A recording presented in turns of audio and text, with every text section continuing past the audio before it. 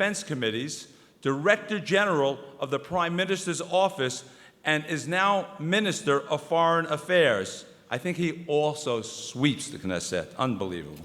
Married with 3 children, Minister Liberman's struggle from uncertainty to excellence is the story of Israel, the story of the Jewish people during the last 3,000 years.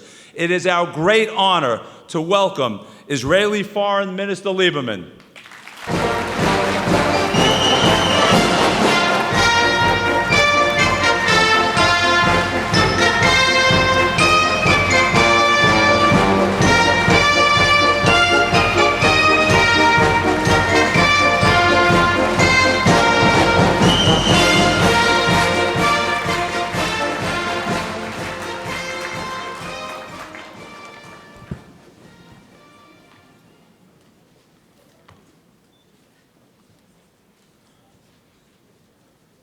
Good morning. Honorable Consuls General, Mr. Chairman of the Jewish National Fund, Mr. Russell Robinson, distinguished guests, ladies and gentlemen. It is wonderful to be here in Los Angeles. I have to tell you that when I was invited to speak here at the annual J.N.F conference, I was excited at the prospect of coming to Hollywood. I thought maybe could arrange to see some casting agents. Unfortunately, I understand that I'm too late for the cast of Expendables 3. But maybe we can arrange something for the next sequel. Allow me to open with one word which captures what all Israelis feel deep down when thinking of the Jewish National Fund and you, its supporters. Toda. The J.N.F, Toda, thank you. J.N.F is inseparable from Israel. Its story parallels the story of Zionism.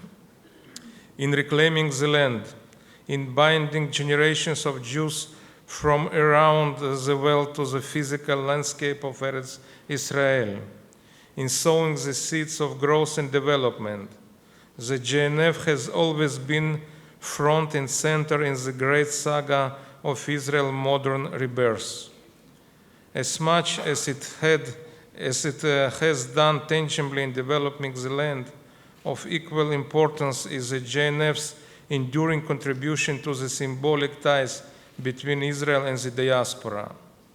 The little blue J.N.F pushke, which every Jew who has grown up in the diaspora came to see as a little piece of Israel, has had a huge impact on generations of Jews. And of course, it's impossible not to mention your support and contribution during the last Operation Protective Edge, as in all difficult junctures Israel has faced. We also remember in deep appreciation your assistance during the Carmel Forest fire several years ago. Friend in need, friend indeed. The wonderful work of the J.N.F exemplifies the power of the connection between Israel and the diaspora. It is a connection which is vital both to Israel and to Jewish communities everywhere. Now I know you expect me to speak about Hamas and ISIS. Don't worry. I won't disappoint you. But I'd like to open by referring to my own personal story as one Oleg who came back home to Israel from the former Soviet Union 36 years ago. I say came back home because though I was born in the diaspora, since early childhood, I have always felt and known Israel to be only true home. And thank you. As I mentioned, I was born in the Soviet Union, in Kishinev, one very famous city, not as a good city. Everybody, of course, knows the story about the Kishinev pogrom. And I grew up in very, very Zionist, very Jewish family. And of course, it's at home we spoke only Yiddish. And every morning, all the family during the breakfast were sitting around the table with the Voice of Israel in Russian and Voice of Israel in Romanian, because everybody in Moldova speaks Romanian, and of course in Yiddish, in 3 languages. And it was really a very, very Zionist Jewish community. And as a Jewish kids, we felt from the first day in the schools, after in institutes, in universities, that were really different, and our home in Israel. My family, my father was a soldier in the Red Army, and he was injured, and he finished the Second World War in Austria, in some cities and Pelten. And after he came back in 1946, the Russians, the communists, sent him to exile to Siberia for another 10 years. The same, very similar story of my mother's families. During the Second World War, they were refugees in Kazakhstan and worked in kolkhoz for the Soviet army.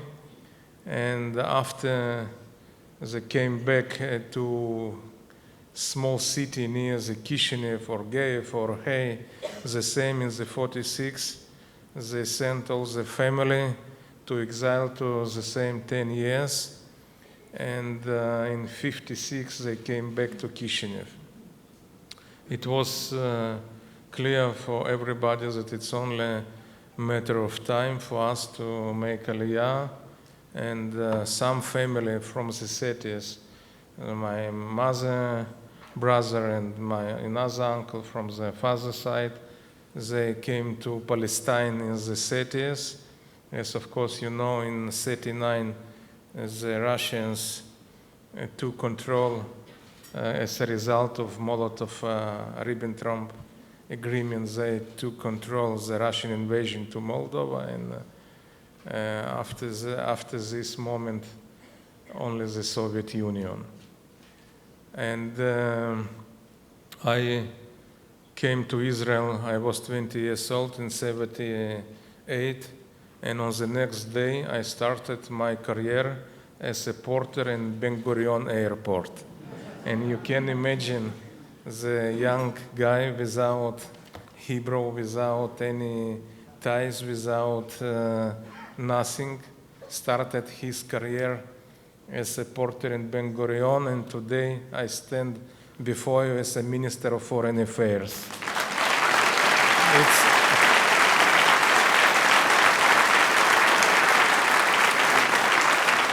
Why I tell you this story?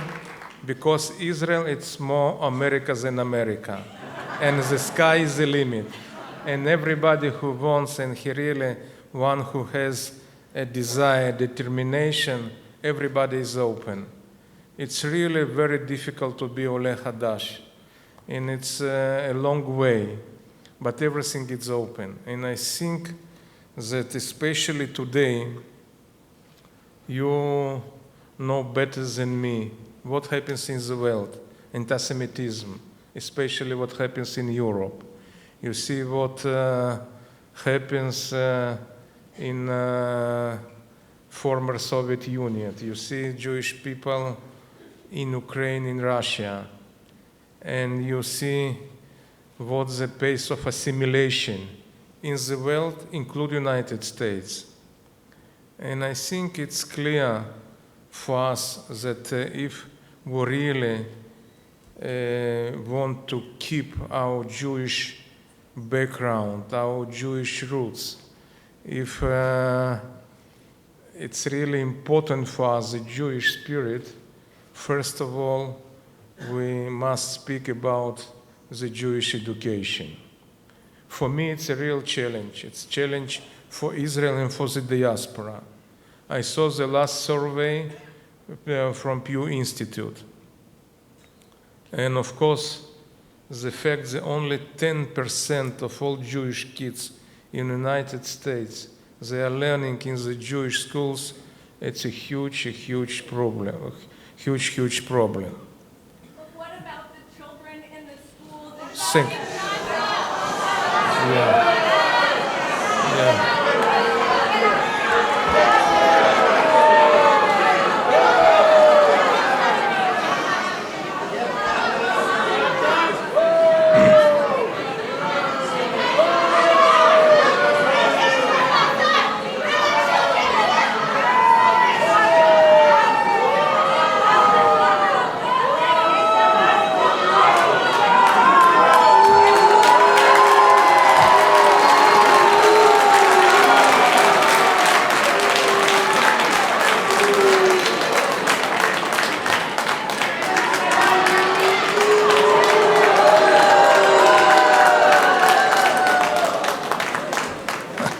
I really was so.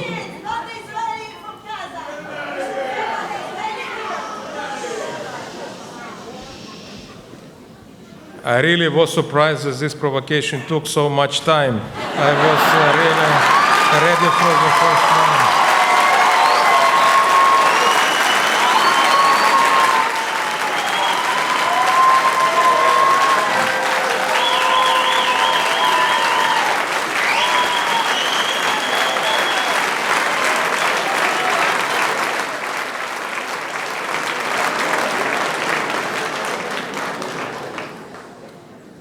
And to clarify again, if we really want to preserve our children, our grandchildren as a Jewish people, first of all, it's Jewish education.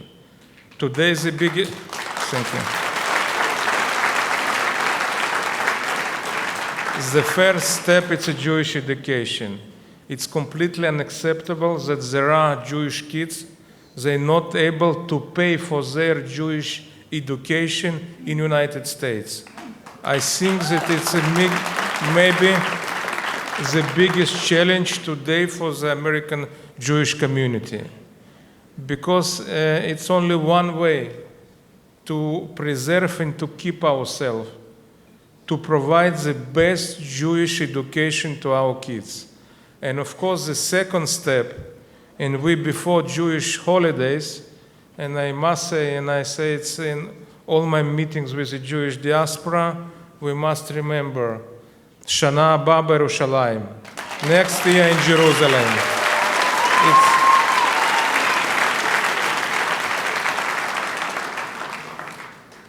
And it's, of course, not only for the kids, but for all of us.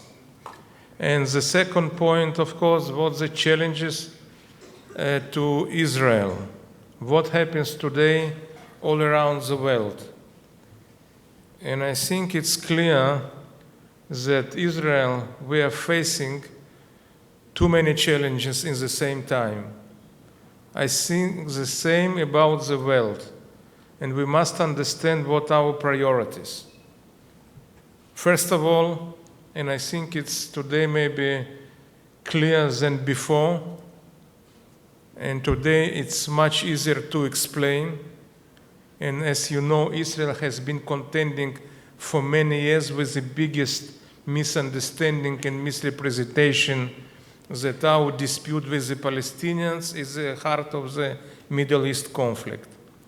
I think, and we saw the uprising in Tunisia and the revolution in Egypt and the clashes in Syria and the situation in Libya, everything what called Arab Spring, no ties between our dispute with the Palestinians and the real turmoil, the ocean of bloodshed in the Middle East.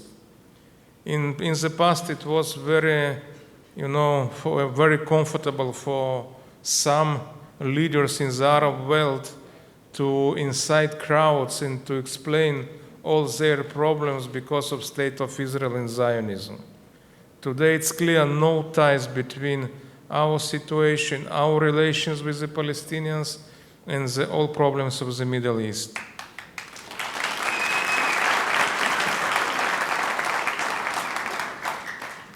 If you ask me what's the biggest problem of the Arab world, what's the biggest problem of the Middle East, it's the gap, the disparity between small numbers of oligarchs and 90% of population.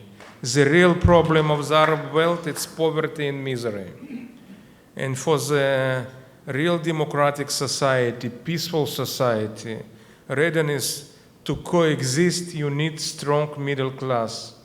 If I take most successful countries in the world, like Switzerland, Norway, you don't have oligarchs, you don't have poverty and misery. You have 90% of population strong and very successful middle class. And the biggest problem of the Middle East, as I mentioned, that the middle class doesn't exist. The second problem, of course, their education and their values. We see more and more radical, fanatic people. We see these threats from all terrorist organizations. And it's not only a threat to Israel. Before, it was a threat for Israel. Today is a threat for the entire world. And I think also, regarding this threat, there is some confusion.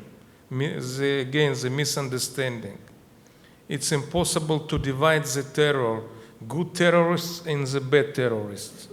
Today, they focus only on the ISIS because of atrocity, of really very, very serious impact of these pictures. But it's impossible to divide all the Al-Qaeda movements and ISIS and Jihad and Hamas and Hezbollah. All of them the same.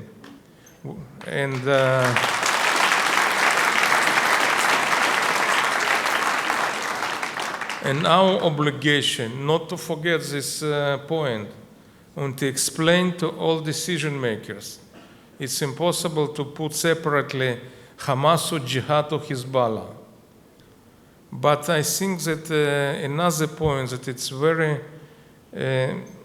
I would like to stress especially, I would like to underline especially, what's the real goal of all terrorist organizations? Today, all the terrorist organizations, their goal to become terrorist states. It's a main reason why we see more and more terrorist organizations that their claim, their demand for their own states. In the past, we spoke about terrorist organizations without territory, without nationality, without nothing. Today, we see the first time that they are trying to turn to the states. And we see Islamic State, we see in Nigeria, Boko Haram, they are trying to establish their own state. We see even in Lebanon, Hezbollah, semi-independent state, state within state. We see Hamas established their own state in Gaza Strip, Hamastan. It needs the biggest threat to the entire world. We have today only one pure terrorist state, it's Iran. And any attempt to avoid this reality, I think the consequences will be very, very bad and very serious. Because the first time that we have an organization and a state that's the biggest sponsor of, quote unquote, first of all, Shiite terrorist organizations like Hezbollah. And we see what's the result of this cooperation, of this partnership between Iran and Hezbollah, first of all, in Syria. Today, people forgot. More than 200,000 people killed and slaughtered in Syria by their own regime, by their so-called own president. 7 million people displaced, refugees. And I think that we must take all this picture into account when we speak about Israel and our challenges. Around us, Syria, around us, Hamas. We see on northern border, Golan Heights, what happens to the UN peacekeepers. We see Hezbollah more and more missiles. We see what happens in Iraq. We see what happens in Libya, and of course, the Iranian nuclear program. And still, only the last month, we see the calls from Tehran to wipe off the state of Israel.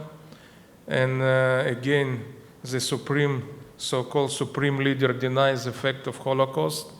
And since Rouhani was elected as president, we speak about more than 700 executions, include journalists, include teenagers, etc.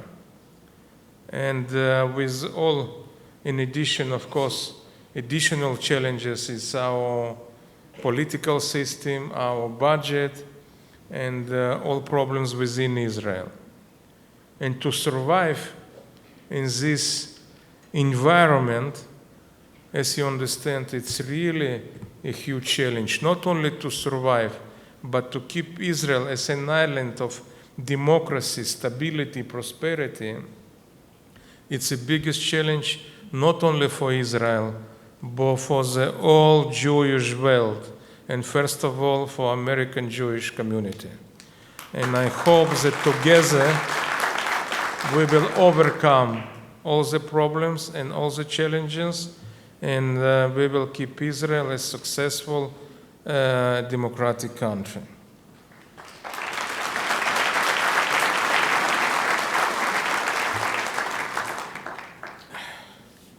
Another, maybe only to mention the results of the last operation against Hamas in Gaza Strip is not a secret. I think it was possible and necessary to topple Hamas from power, but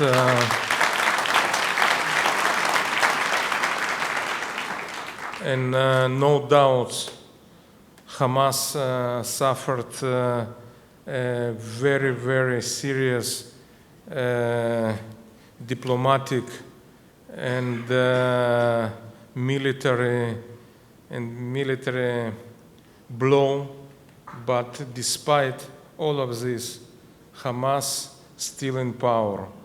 And psychologically, I think it's a big mistake. And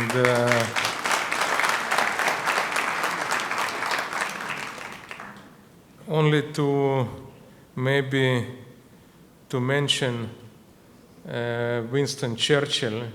And Winston Churchill, for example, understood the importance of psychology in waging war. On assuming the office of Prime Minister in May 40, he famously referred to the goal of his government in confronting Nazi Germany. You ask, what is our aim? I can answer in one word: victory. Victory at all costs. Victory in spite of all terror. Victory, however long and hard the road may be. For without victory, there is no survival.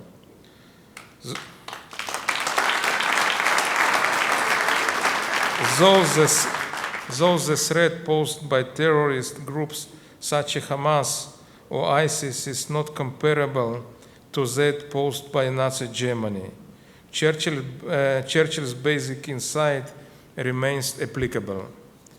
And two other points that usually everybody asks me in my meeting with the Jewish diaspora.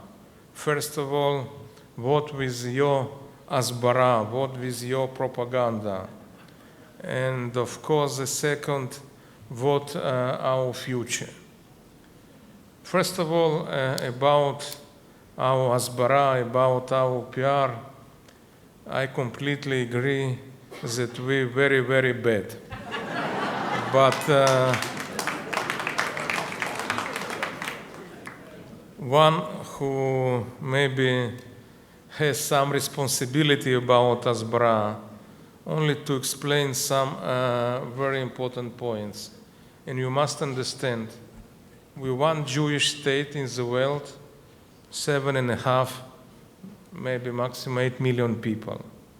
Around us, 57 Islamic countries, 57, with total population 1.5 billion people.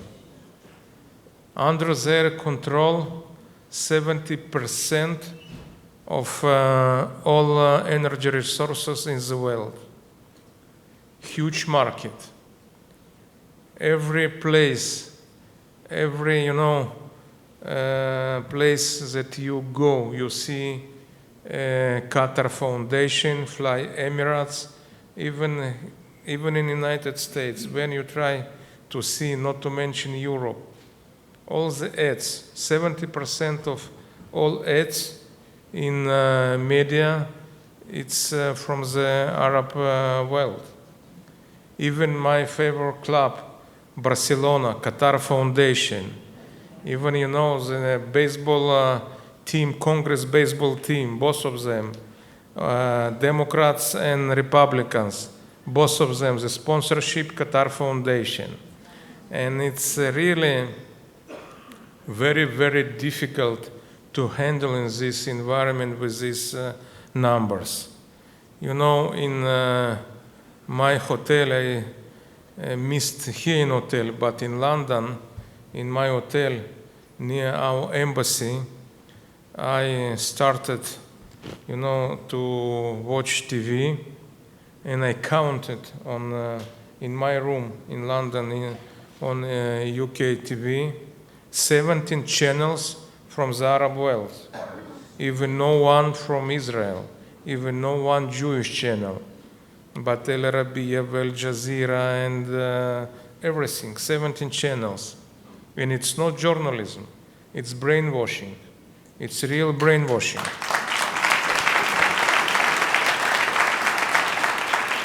And even in London, you will have really huge, really good, very, very serious, very efficient embassy.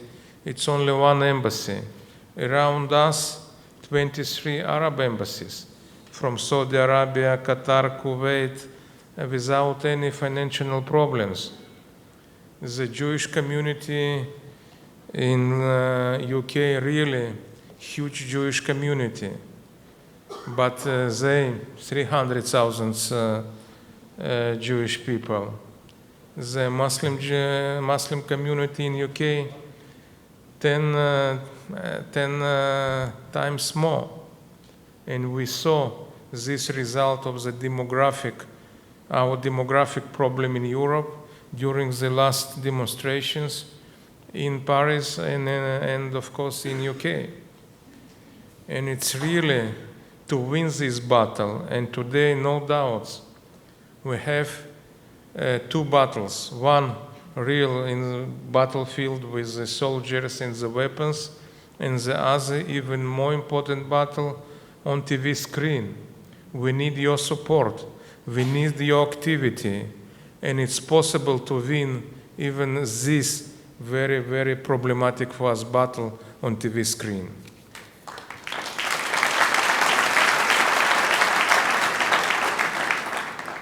And maybe the last point, how I personally, how I see our future, what's the political solution?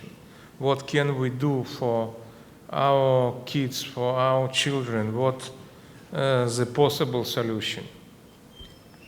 And I think that today, maybe it's a timing to draw the conclusions why we failed after 20 years since we signed on Oslo Accord, why we failed. And I again completely agree that Avigdor Liberman, he's a bad guy, hard right wing, former Ole Hadash from the Soviet Union. He's a settler, and he really a bad guy to achieve peaceful solution. But the question, during the last 20 years, we had very nice guys. We have very dovish government of Ehud Olmert, Arik Sharon, Ehud Barak. Why they failed? Because more than Ehud Barak offered in Annapolis to Mahmoud Abbas, it's impossible. And at the end of the day, Mahmoud Abbas refused to sign a peaceful agreement with Israel, to a peace agreement with Israel. I think that our real mistake, it's understanding that our conflict, it's not with the Palestinians. Our conflict with the Arab world. And we have three dimensions of this conflict with the Arab world. First of all, it's the Arab states. Second, it's the Palestinians. And of course, a third dimension, it's Israeli Arabs. Because, and of course, it's unnecessary to mention what we saw in Israel, some members of Knesset, that they publicly told and explained that kidnapping of 3 teenagers is not a terror, and the kidnappers, they are not terrorists, etc., etc. And the solution, when we are speaking about solution, it must be a package deal with Arab countries, with Palestinians, and with Israeli Arabs. Not incremental, but simultaneously. We must say with all of them around the table and to bring one real strategic breakthrough and to bring the comprehensive, what I call regional comprehensive solution to all people of Israel and all people around us. I hope that it's possible to achieve in not this year, next year, in next 2 years, but we really, at least me, I don't see any other solution. Thank you again. Thank you for your support. Thank you for your activity. And please remember, Shana Haba b'Yerushalayim, next year in Jerusalem. Thank you.